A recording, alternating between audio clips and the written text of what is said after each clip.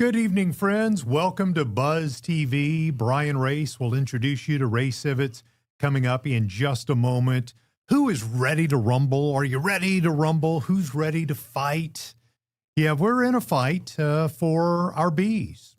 It's that time of the year that we want to help them deal with Varroa and small hive beetles. And so if you're up for a good brouhaha, a Donnybrook, you've come to the right place tonight.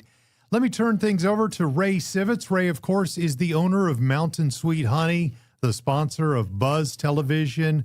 Ray, looking nice tonight. How are you, sir? Well, good evening, Bryan. I thought you were going to introduce Ric Flair for a minute there when you were talking about fighting. You know, with the loss of Hulk Hogan here recently, that's certainly been on a lot of people's minds, and we need some of that fighting spirit to deal with the things that you're going to talk about this evening. Yep, got to be on the offensive, and we're going to talk a lot this evening about going on the offensive and not losing our bees in the most critical time of the bee cycle in our apiaries. So fasten your seatbelt because Nikki is going to be joining us here in just a little bit. Am I correct, Bryan?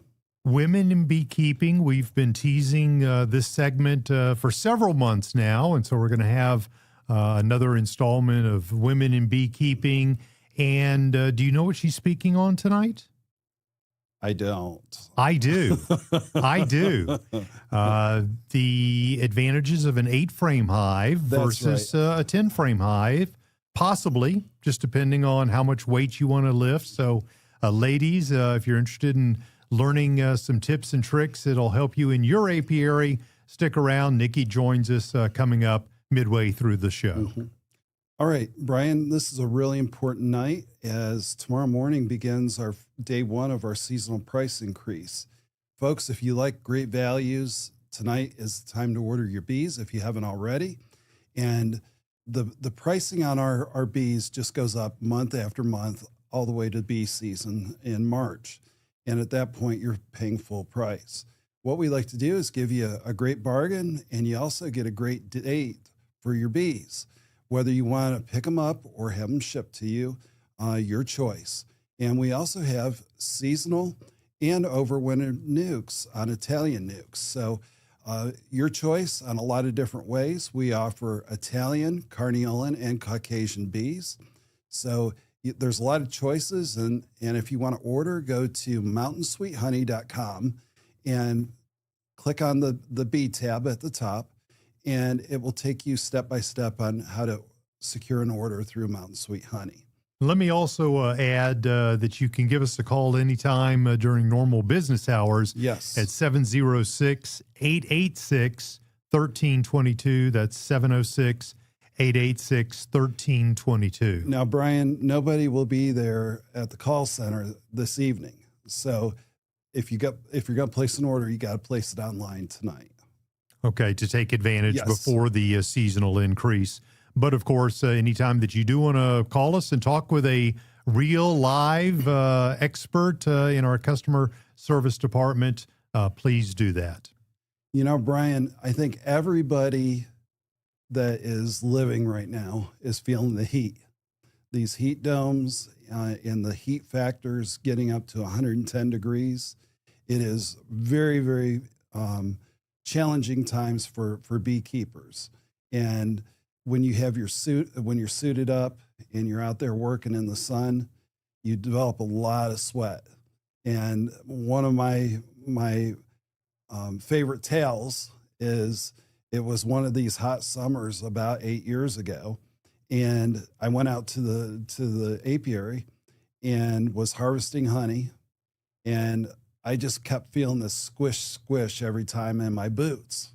And when I got back to the warehouse, I emptied out like a pool of water just flowing out of those boots. And those boots were done at that point, never to be worn again. So very, very much these heat indexes. The way I played it, folks, is the minute it gets to 90 degrees, that's when I hung it up for the day and came back the next day. Normally this time of the year, it's good to get out there during daybreak and work your bees.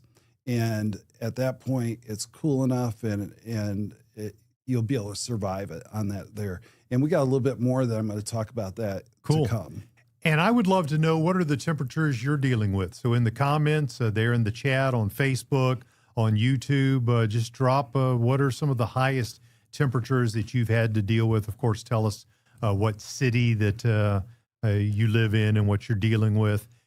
Feel free to leave questions as well. We're going to get to some Q&A throughout the show tonight. So if you're dealing with a unique challenge and you'd like Ray's perspective on things, leave those questions there in the comments. I'll be checking that throughout the evening. And now back over to Ray. Boy, that sun on that card there, Brian, looks so hot. I think I'm feeling it already. All right. Well, let's start out with surviving the heat of the summer. Here's some good things to keep in mind is hydrate before you go out to the hives. And this really begins hours before you go out and work your hives. You want to have that water in you, and it is just super critical because you're going to be sweating anytime during this time of the year.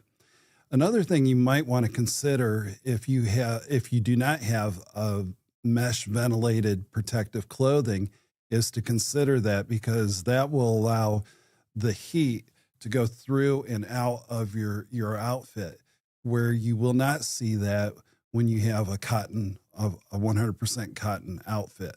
That is going to retain a lot of the heat.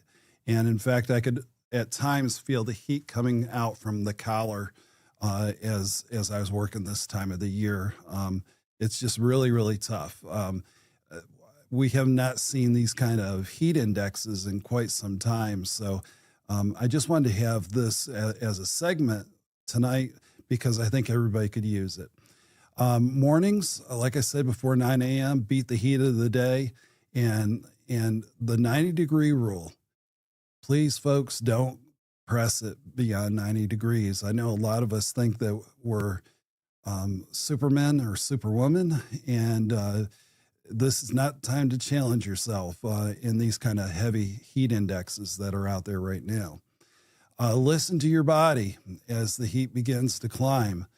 You know, here in Georgia, that's typically about 11 or 11:30 that you're going to really, really need to determine, am I going to stay out or not? And I've always had a temperature reading going, and the minute I saw it was 89 degrees, I was starting to get my things together and loaded on the truck and heading back to the warehouse. So listen to your body as the heat begins to climb. Drink water, grab some shade.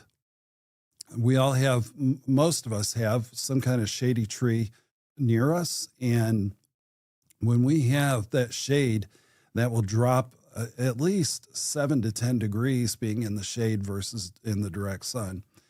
One of the tricks that I used during this time of the year is getting a towel, much like what you would find when you take a shower, is roll it up and twist it, and then put it into some water, and then put it in your freezer overnight.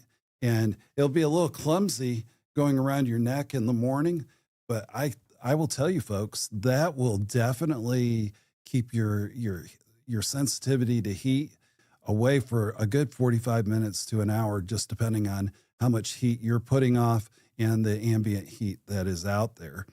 Ray, somebody Yes. did jump in real quick wanting to know if we still carried a product called the Cool Vest. I know a couple of years ago that was a cool new item that we had. Yes. Is that something that's still available, or what's the update? Well, we were not able to beat the tariffs on this product, so we're not offering it. It was going to be almost $100 for one of those cooling vests, and so we will not be handling it this season on that there. Oh, okay. Well, I guess putting those ice towels around your neck like you were describing is a good alternative. Yeah, to me, it's the only alternative, Brian, when it comes to this kind of heat that we're experiencing, not only here in the Southeast, but out in the Midwest and in the upper Northeast. Everybody is under this heat dome as we're looking at right now. Okay, so when to harvest our honey? For 90% of the beekeepers, you should be harvesting your honey right now. When we look at geographical maps, such as the upper Northeast, and Brian, go ahead and pull that up now. When I'm talking about upper Northeast, that would be upstate New York, the Poconos in Pennsylvania, Vermont, New Hampshire, and most of Maine. Those areas, they still have the summer nectar going, and they will actually start seeing that curving off in the next 2 to 3 weeks. Now, when we're looking in the upper Midwest, you're looking at Minnesota, Wisconsin, and Michigan. Those 3 states still have really red clover is really popular right now up there with them. And that will also be going 2 to 3 more weeks. But everybody south of that, you should be harvesting your honey right now. And I want to get into a little bit talking about the understanding how uncapped honey needs to be left or be harvested from the hive. All right, so when we look at uncapped honey, the uncapped honey has 2 different reasons. One, the moisture in the nectar is above 18%. You cannot harvest that frame. And Bryan, let's put up slide 8 there. All right. All right, so this is capped honey, and we all know what that looks like. Now, let's go ahead and look at the uncapped next. Okay, so this might be on the edges of that frame of honey. And one thing that I like to do is take it and just do a quick shake like that. And if you see little droplets of nectar hitting, say, your outer cover, then that tells you that the moisture content is far too high and you cannot harvest that as of this time. So that would have to go back in to the hive to get the remaining moisture out of that nectar to turn it into honey. The second issue that you have is the bees are going to begin to eat through the honey stores if you leave it. So, Bryan, let's go back a slide here. So this would be a typical thing that we would see during nectar flow. When nectar flow ends or is extremely limited as it is right now, then the bees will start uncapping it and eating it as they need during this dearth that's happening. All right, so Bryan, thank you for that slide. All right, the nectar that is above 18%, you have to leave that frame in the hive to dry out further. Now that also, you can come back in a week or 2 and check it again. And if you don't see any droplets when you just do one quick shake of that frame, then you're good to go. Go on ahead and harvest it, and you'll have great honey from that there. Okay, now you can use the frame shake method as much as you want to determine the moisture content of uncapped honey. You know, they do have the moisture scope that you can use, but trying to do that with gloves on and honey on your gloves, it gets all gummed up. So what I found was the shake method is absolutely the best when it comes to determining what to harvest and what to leave. Remember, when you're extracting your honey, to keep the ambient warmth above 90 degrees to allow faster extraction. Now, part of this reason is how the viscosity or thickness of the honey is.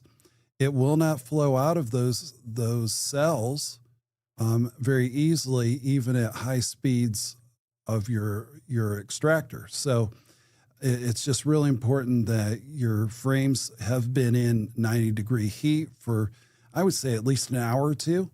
And then when you get in there, you'll be ready to extract and extract fairly quickly on that there. Brian, do we have any questions? We do. Darla from Kingston, New York. Do you know where Kingston Yes, is? I do. Okay. Thank you for watching, Darla. How can I tell if my hive has enough honey stores for the winter? So she's curious about whether or not the hive's going to do well in the winter. Okay. What I would suggest is leaving at least one medium super of honey for your bees during the winter months. Now, you got to get behind it and just gently pick it up from the backside. And when you do that, you'll feel the weight. Remember what that weight feels like, because you're going to come back again in December, January, and February, and maybe even March to ensure that there is enough food stores within the hive. Now, given you should be feeding during this time also, because the bees do need that hydration.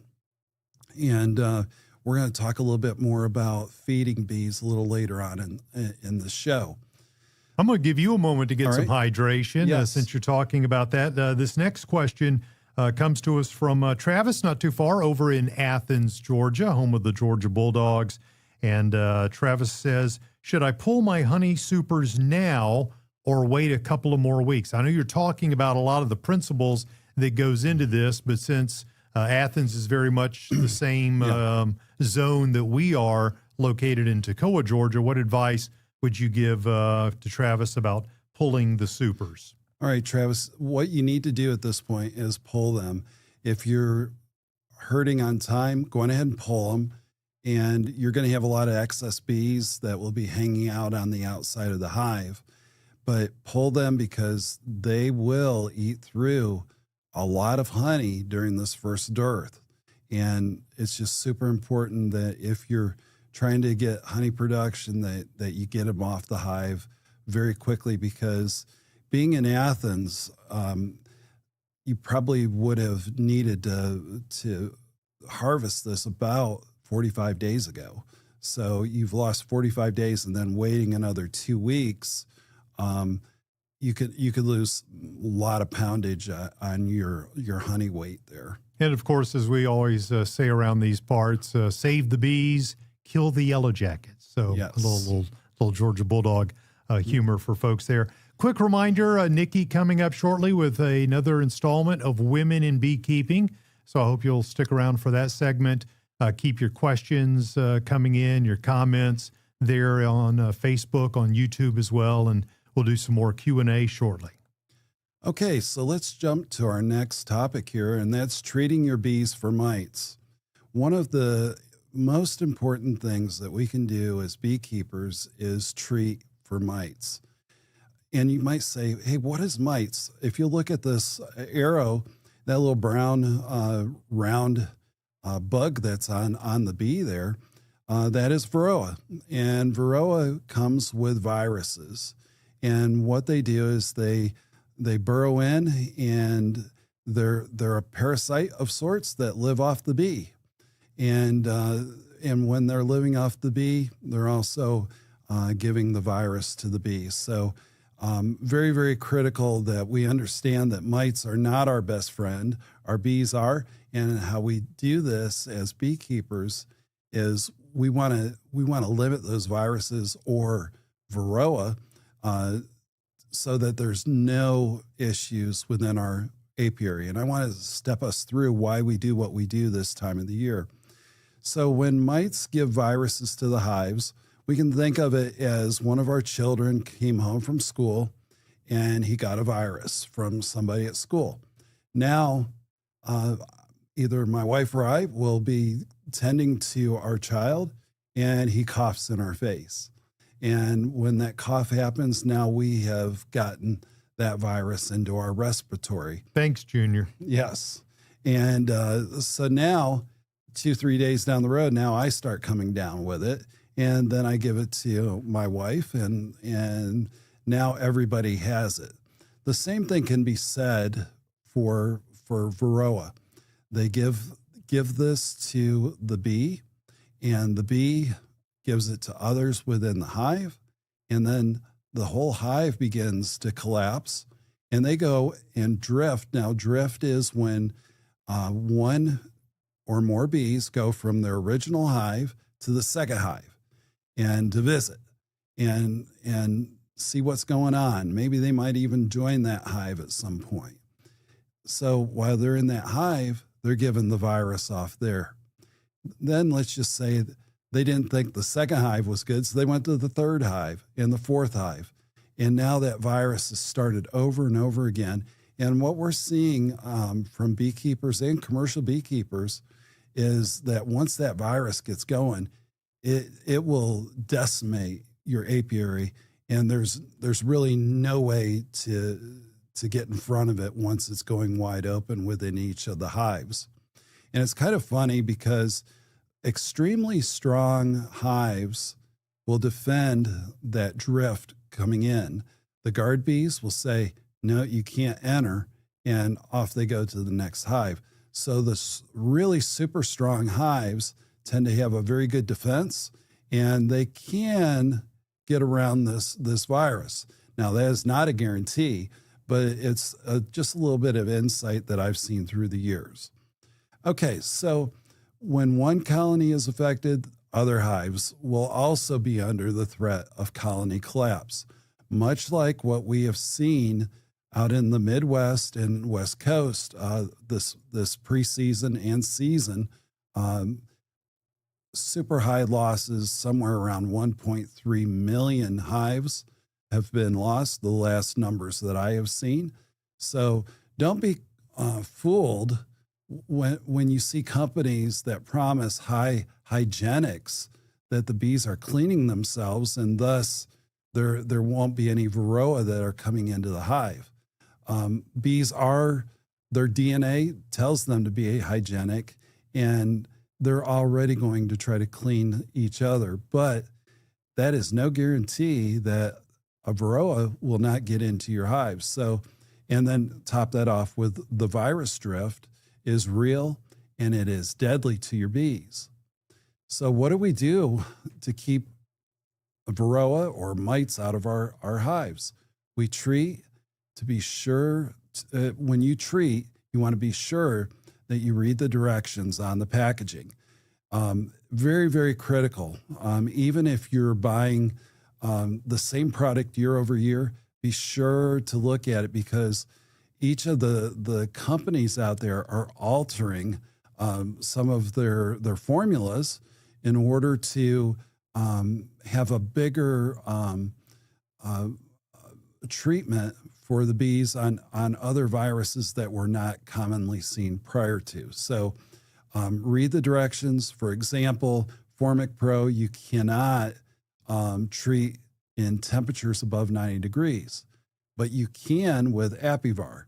And both of them use oxalic acid or rhubarb extract, all completely 100% organic. I don't believe in treating with chemicals, have never done, and probably never will. And that's about 14 years in beekeeping for me.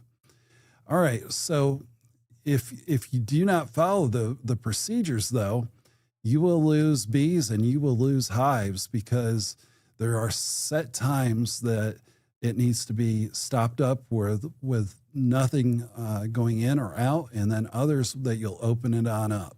So read your directions and be really thoughtful as you do step by step on the treatments. Bryan, do we have any questions? Several people have just asked about whether or not Varroa is getting worse in its intensity. I guess there's been some news stories, maybe a story I saw referenced in USA Today, a newspaper, that they are, I guess the USDA, attributing Varroa to a lot of the die-off that has been experienced. What are you hearing from your colleagues about the severity of Varroa these days?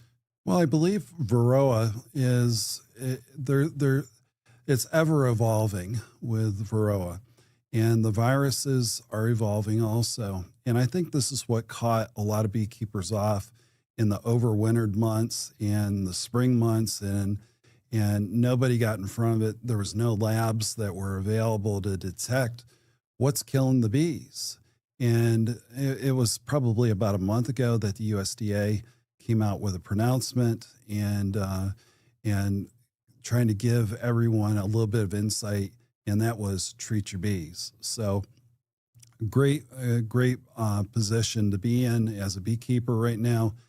These Apivar and Formic Pro are good products, and they do have that swath across all the different viruses that Varroa can bring into the hive.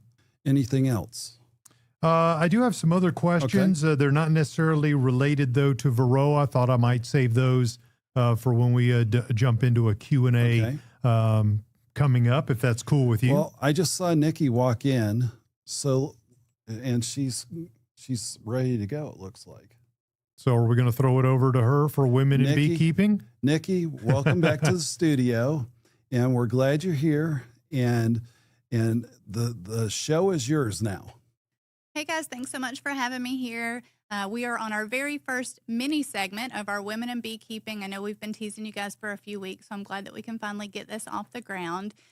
For those of you who have not met me before, my name is Nikki Sweeney. I am the Operations Director at Mountain Sweet Honey Company and a backyard beekeeper, much like most of our customers and most of our viewers. So let me tell you a little bit about how I got my start into beekeeping. My husband and I, we started a garden several years ago, and in the midst of all that, we noticed we had no bees. There were no bees coming to our yard. Nothing was getting pollinated. At one point, I was out trying to self-pollinate my cucumbers, I think it was, or my zucchini, something. We even went to Lowe's, and I was picking up flowers, and there were all kinds of bumblebees and, honeybees on the flowers. And I was literally trying to grab those specific ones and get them into my car so I could bring the bees home just to pollinate everything. So I told my husband, I was like, I would really love to get into beekeeping. Obviously, there's a lot to know. I took a class over at our local community college. It was just mostly a Q&A. They showed a lot of pictures of things. I learned as much as I could during that time. And then before I knew it, my best friend had a hive of bees, and she brought them over to me, and I got them set up. And if you look at this picture here, you'll see me young, naive, smiling, pearly white jacket, which I will never see that white ever again. I was excited to have my first hive. They were producing honey. They were doing great. And then I killed them off by accident by improperly treating for Varroa. So it's all trial and error. You live and learn. And that's kind of where I am today. So my hope is that, I can shed some light on things that I do as a female in beekeeping. Even if you're not a female, maybe you're a male or an older person and you're just looking for a different take on beekeeping and things that maybe work for, other people. I can tell you what works for me, what hasn't worked for me, and hopefully you find some good use out of this little segment and get some good insight on, different products, different things that work. Okay, so today we're going to talk about the differences between an 8-frame hive and a 10-frame hive. Now, I will tell you, when I first got into beekeeping, everybody said 10-frame hive was the way to go. It's a bigger hive. It's a bigger box. You've got more space for your bees. You're going to get significantly more honey, yada, yada, yada, yada, all those things. And it may be true for some people, but what I will tell you is that when you're dealing with a 10-frame hive, it's a bigger hive, which comes with significantly more weight. So for myself, a 10-frame hive that is completely full, if you're looking at a honey super, those 10 frames are going to house somewhere around 70 to 80 pounds in a super box. And that means that when you're doing your hive inspections, you have to lift up 70 to 80 pounds every time. If you're going to harvest your honey, 70 to 80 pounds every time, which is great. If you're a bodybuilder or someone that's really in shape, that's probably a good idea. Or maybe you're just strong. I don't know. But I will say that although the majority of my hives are 10-frame hives, because that's what everyone said to do, this year, I added in several 8-frame hives. This was the first time I did that. Why? I'm getting older. My back aches a little bit more. I'm making different turns, and things don't pop back quite the way they used to. So let's be real. I wanted to find something a little bit more convenient. So 8-frame hives in my apiary.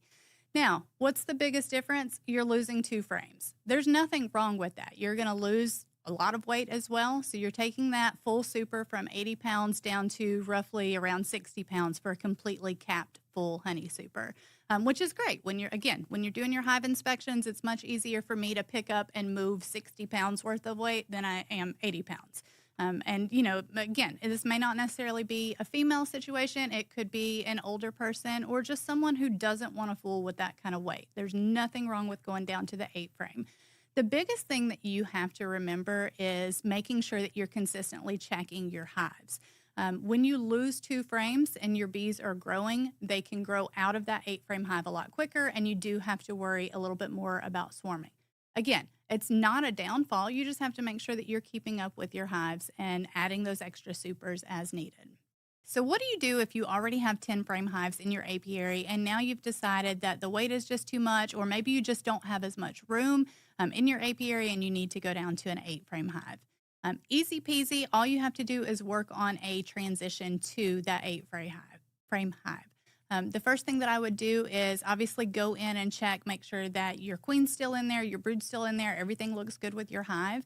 And then you're going to bring out your new boxes. So you need to make sure that you have your 8-frame bottom board. You have to have your 8-frame brood box. You need your supers. Everything that you have needs to be an 8-frame before you start this process. And then what you're going to do is put that 8-frame just as close to your 10-frame as you possibly can. And then you'll slowly just start moving frames over one by one to your brood box and then to your super if you're going to maintain that. And then just slowly build up that 8-frame. It's very easy to do. The other thing that you could do, let's say that you're not ready to transition directly to an 8-frame hive, but the 10-frame is getting too hard for you to lift when it comes to harvesting your honey. So what I have done in the past versus taking the entire super that you're going to harvest and taking that off and trying to lift that weight and move it is go into that super and just take 1 frame at a time. Clear off the bees, take that 1 frame, replace it with a blank frame, and then just take that 1 frame in and harvest all of your honey from that. And that makes it so where you're getting, 5 to 10 pounds of honey versus having to try to tote, 80 pounds of honey at a time. Just take it, harvest it, and then you can return it back to that super whenever you're ready. And then that gives them all of the comb that they need to continue filling it up, not having to start all over from scratch. Okay, so the other thing that you can do if you have a 10-frame hive, and let's say you maybe only want to have 8 frames within that hive, but again, you don't have the equipment to even downsize, or perhaps you're worried about not having quite enough honey production with your 8-frame. There's another option that you can do, which is called a frame spacer. If you go to our website on Mountain Sweet Honey, you will find all of our frame spacers. We have different options depending on your need. The great thing that we do have is what's called an 8-frame spacer for a 10-frame hive.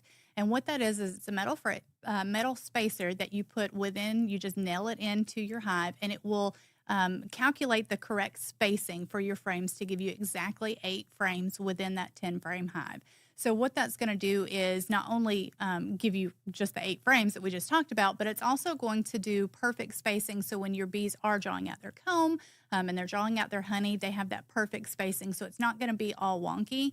And as far as honey production goes, because you do have that little bit extra space, because you are taking that 10-frame down to 8-frame, you will literally end up with round about the same amount of honey that you could with a 10-frame hive, but you just have the 8 frames in there instead. So that's always a good option for you as well. Like I said, this doesn't necessarily have to be just women. I have a family member who I got him into beekeeping a couple years ago, and he's an older gentleman. He's in great health, very active, probably more active than I am, but that lifting of that weight does become cumbersome. It is very difficult. So for him, the 8-frame just worked out perfect. He's able to get in there, inspect his hives on his own, gives him a little bit more freedom within his apiary to allow him to do that. Same thing for women, or even some of our customers that we've talked to that, they wanted to get into beekeeping, but maybe their spouse or their, whoever their partner is allergic and cannot help them. My husband will get out there and help me if I absolutely, just absolutely need him. He moved several hives for me this summer, and I appreciated it very much, but he got stung up in the process. So it's not his go-to hobby. He doesn't love it. So this, in situations like that, this allows women, men, younger beekeepers, older beekeepers, whatever it may be, to have that freedom within their own apiary to make sure that they're going out and taking care of their honeybees and, able to inspect their hives and still getting the honey and reaping the benefits that they're looking for. I think at the end of the day, you just need to remember that it's really not about, strengths and weaknesses. It's about what's going to be best for your bees. How can you keep them healthy and growing and thriving without throwing out your own back in the process? Because if you're not healthy, then your bees can't be healthy. All right, so that's going to wrap up our segment on women in beekeeping for 8-frame and 10-frame hives. If you need either of those, we do offer them at mountainsweethoney.com, or you can call us at 706-886-1322. And if you are a woman in beekeeping and you have questions, maybe you've ran into some issues within your own apiary, or maybe you're trying to get started for the first time, I'd love to hear from you. I'd love to be able to help, again, answer some questions for you, give you some insight from, a professional beekeeper, somebody that's been at it for a few years. I'd love to help you with that. If you'd like, email me personally. It's Nikki, spelled Nikki, at mountainsweethoney.com. And otherwise, I look forward to our next mini segment. We're going to talk about what's in her toolbox. Nikki, thank you for coming by the studio and having our women in beekeeping. And folks, we appreciate Nikki. Nikki has been very, very busy in the off season here, and we appreciate everything that she's done for Mountain Sweet Honey. All right, so Bryan, let's go on ahead and go to feeding your bees. Now, a lot of people need to understand that there is some nectar that is still out there, but there is a time between now and possibly 3 weeks from now when the upper north part of our country will begin to see goldenrod coming. And goldenrod is the last step of getting nectar into our hives. Now we'll go from a very sweet smelling hive when we open it up to something that smells like a guy's locker room. Oh, nice. Nice. Dirty socks is probably the best. And so the best caricature of what you're going to smell. And so anyhow, it is a change of season for the bees. And believe it or not, Bryan, some people do enjoy goldenrod honey. And, not my favorite. We have a couple of calls every year. I want goldenrod honey. And, but we just don't carry it on that there. There's just not enough demand. Okay. So during this interval between now and when goldenrod is fully bloomed and giving off nectar, we call that a dearth. And a dearth is when there's very little or no nectar that's available for our bees. What we're going to see is our bees going out from the hive and not bring a whole lot back in. So this is a great time to start feeding your bees. This would be a 1-to-1 sugar water that we would use at this time.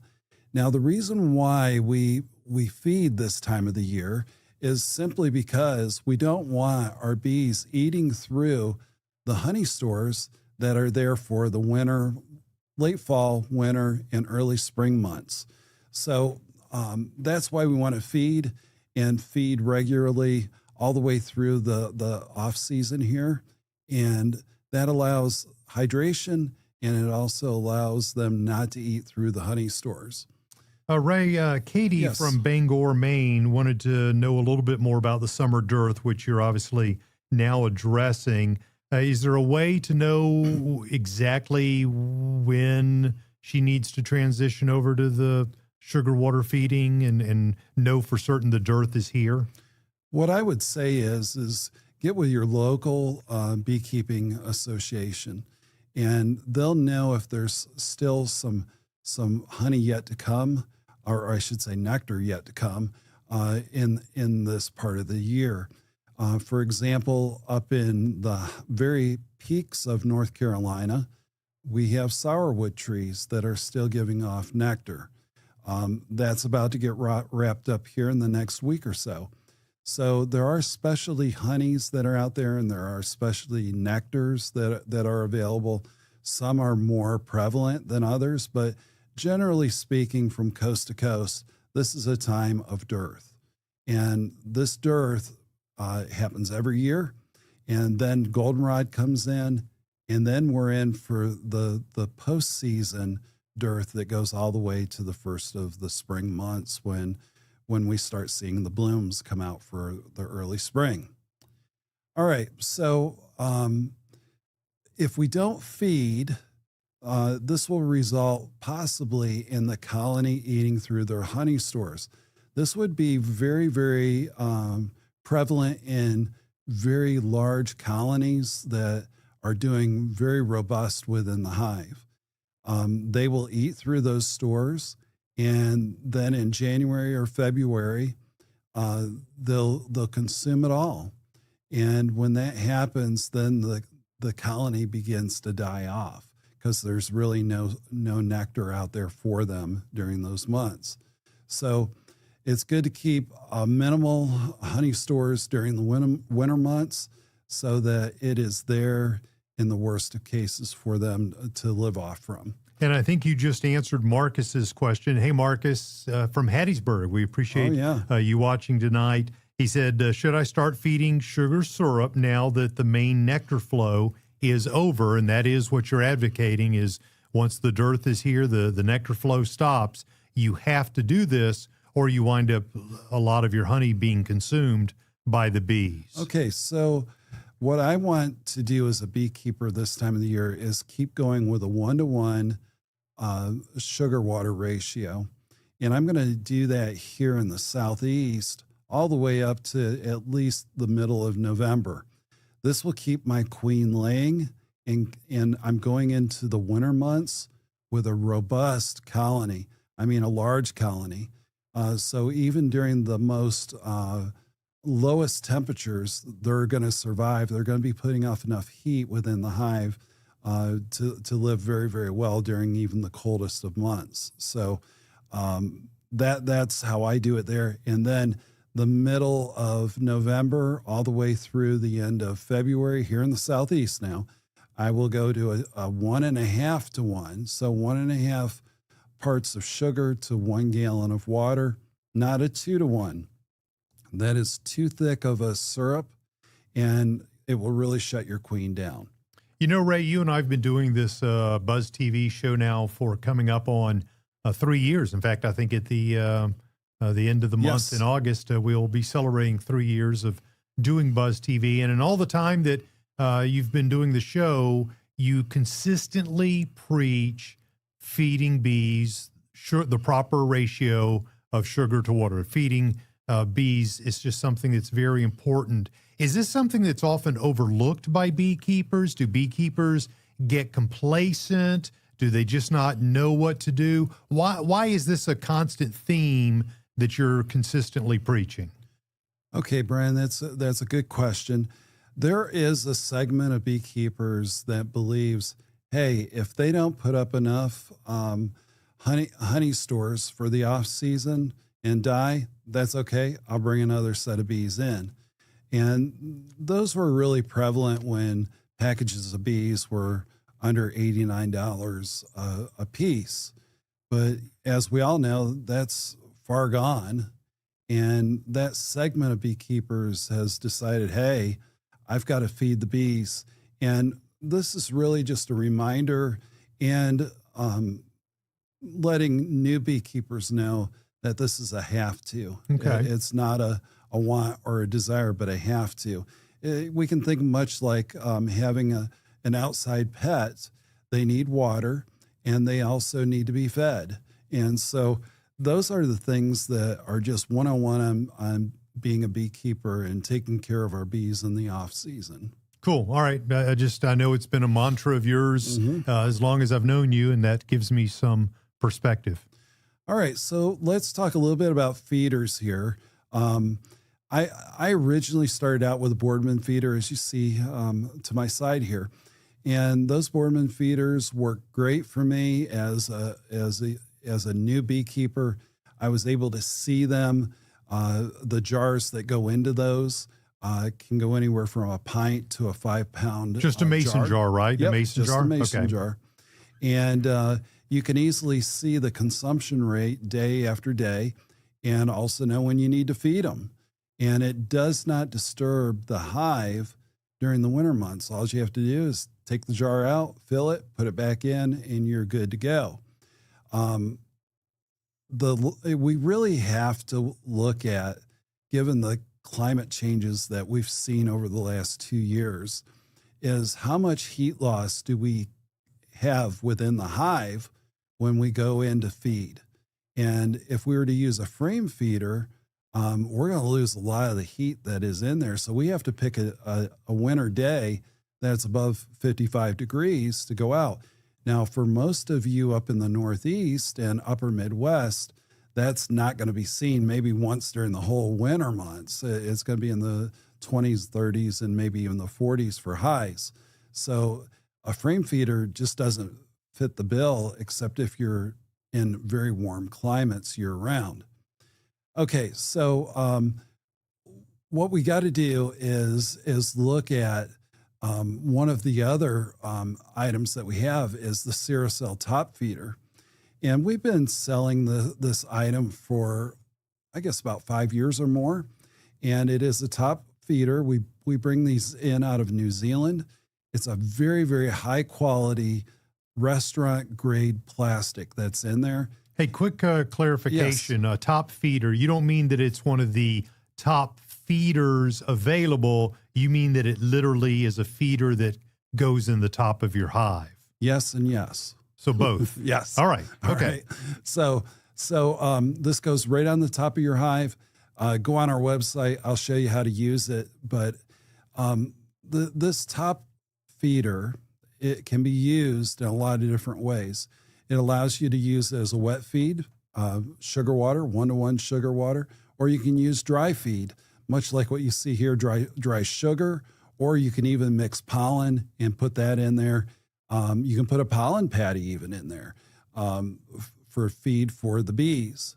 Now, as you can see in this one, there's multiple entry points. There's 5 entry points that the bees can come up through, one on each corner, and then also in the center island there. It will also allow you to, or allow the bees to get up through there.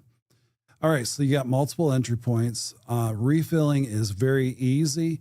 You just take off your outer cover and then fill it up. It takes 2 gallons. I think it's 2 gallons or 2 1/4 gallons of bee feed or sugar water, and you're good to go.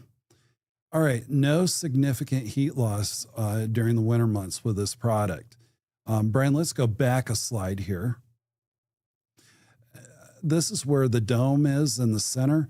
So any heat that would come out when you take off the outer cover is not going to happen. This is going to be completely sealed up and you're good to go on that there. All right. As I said earlier, the construction is of high quality PVC food grade plastic. Out of the thousands that we have sold on this, we have not had one complaint, not one damaged product. And these have been out for 5 years. Very, very good buy.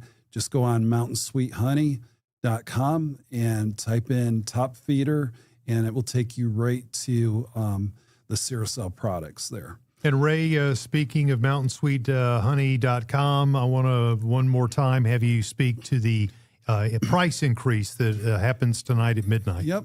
Tonight at midnight, our prices do increase, and it's a seasonal increase.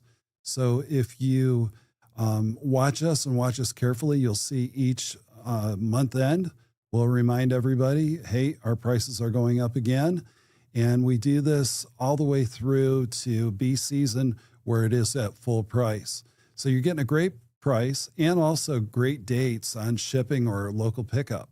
So give us a call if you have any questions. Obviously tonight our customer service is not available, but we'll be there in the morning at 706-886-1322. Now, Bryan, I want to get back to this Ceracell feeder. The blue part, can you pull up that slide there? Give me just a moment. And I caught you. You did. All right. Let's get you a nice big shot there. All right. So this blue part is the food grade plastic, and very, very easy to clean. You're going to have some mold that will happen because of the heat coming off the bees and the cold of the winter. So you're going to see some mold there. It is easy as 1, 2, 3 to wash that out and be done with it there. I would say this probably has a 10-year plus lifespan on it. We just don't know because we've only been handling it for 5 or 6 years. Like I said, no negative comments out of the thousands that we have sold on that there. So Ceracell comes in 8 frame and 10 frame, and Nikki just gave me a wink on 8 frame equipment. So Thank you for that, Nikki. All right, so let's go to our next topic here. I think we're ready for the lightning round of Q&A, unless you had something else on your run of show there. Let me let you get a sip of coffee or whatever beverage you're consuming tonight over there in the Mountain Sweet Honey Chalice of Life. Micah, who is watching from Roanoke, Virginia, says, what is the best way to reduce hive robbing now that the nectar flow is slowing? So he's concerned about hive robbing at this time of the year. Any thoughts for Micah?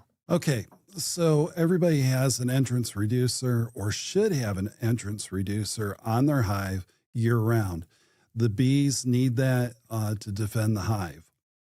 And so when you reduce that to a summer opening of this wide, it takes minimal guard bees to defend it.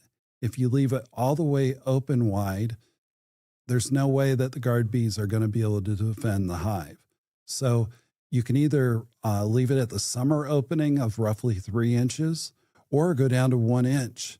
I wouldn't recommend it quite yet, being that we're just going into August tomorrow, but definitely late September, I would just go ahead and put it at the 1 inch opening, and that will help them defend the hive and reduce robbing. And that is absolutely critical. Cool. Lynn, watching in Youngstown, Ohio. One of my favorite Bruce Springsteen songs is called Youngstown. How do I know if I have a late season queen failure?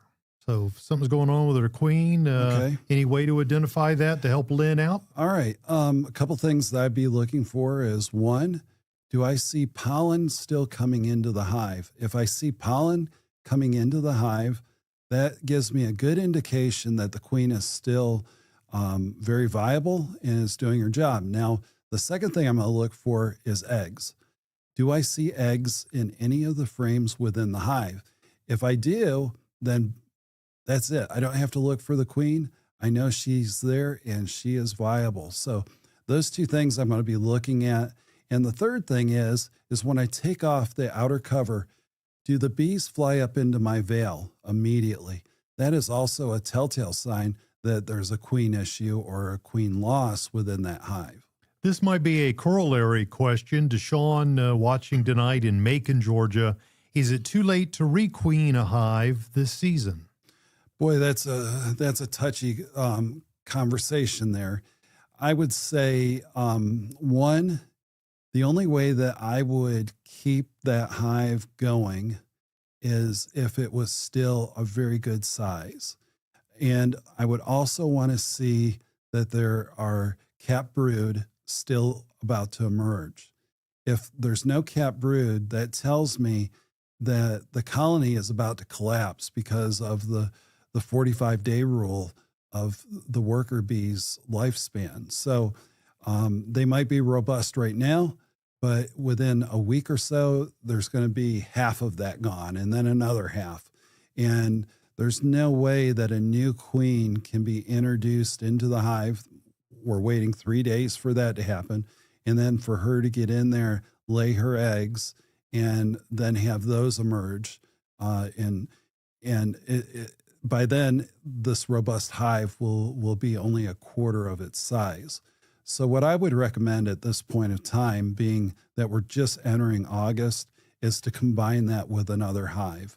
And that way, that hive will go into the winter months robust and be ready to keep warm and productive and be ready for the new spring season.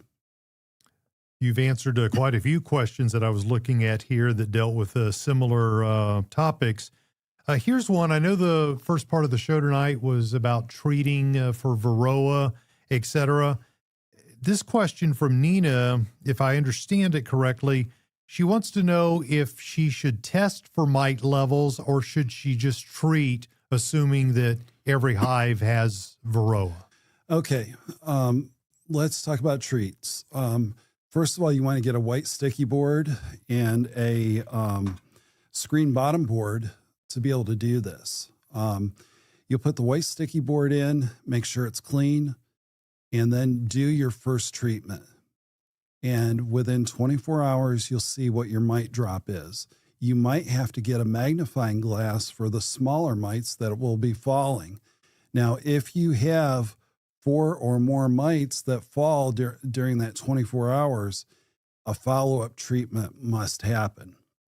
So you got to identify, first of all, do I have mites after the first treatment? It might take a second treatment. For example, Brian, I might see 30 mites that drop the first round, and then the second one is done, and we only see 10. That means we've got to come back with a third treatment. Now, I would allow a week in between each of those, if not 10 days, to allow the bees to come back and continue on. Because these treatments, even though they're organic, can be tough on the bees. So it's very important that you measure it and not just throw a dart at a dartboard that you're not looking at, because you won't know if you hit it. So monitoring it is extremely important. Do we have time for one more question? Yeah, let's do one more. All right. This one comes from our good friend Eli. They're in Asheville, North Carolina. I hope you guys are recovering after all the craziness of last year. Eli wants to know, do I need to adjust my entrance reducers now that the flow is slowing? Okay, I touched on this just a minute ago here, Brian, is you move from the 3-inch, which is the summer opening, and then you take it to the other side of your entrance reducer by flipping it around, and it will be 1 inch. Now, there in Asheville, he can stay at the summer 3-inch level or measurement all the way through to November. Now, November 1st in Asheville, it begins to get cool in the nights, and that's when you definitely want to reduce it down to the 1 inch. That helps retain heat also within the hive when you reduce it down. I did find one more question. Carlos, hanging out in Fort Wayne, watching us tonight. Is it worth harvesting propolis now, or should I wait for the fall? What are your thoughts on when is the best time to harvest propolis? And why might somebody harvest propolis? Well, propolis is used by cosmetics. It's also like an organic treatment for various ailments. I would go on ahead. The sap or propolis is pretty much done now for the year on most trees. So go on ahead and harvest it now while it's still warm and pliable. And as you probably know, is the colder it gets, the easier it gets to break it and break it free because it gets very, very hard, and it's easy to break it off from the propolis collection. Cool. Thank you. All right. That was our final question. Thanks for watching tonight's Buzz TV.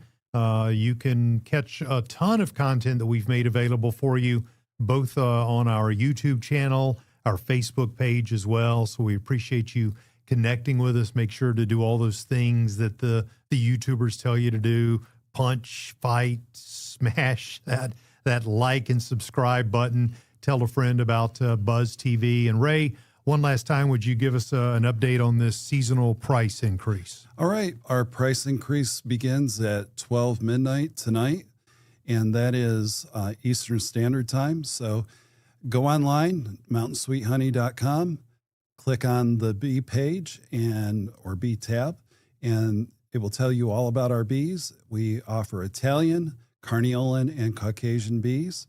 We also offer nukes that are solely Italian this year. So please give us a call or go online right now before the price goes up and put your order in. Again, folks, we appreciate your business and thank you for watching us tonight.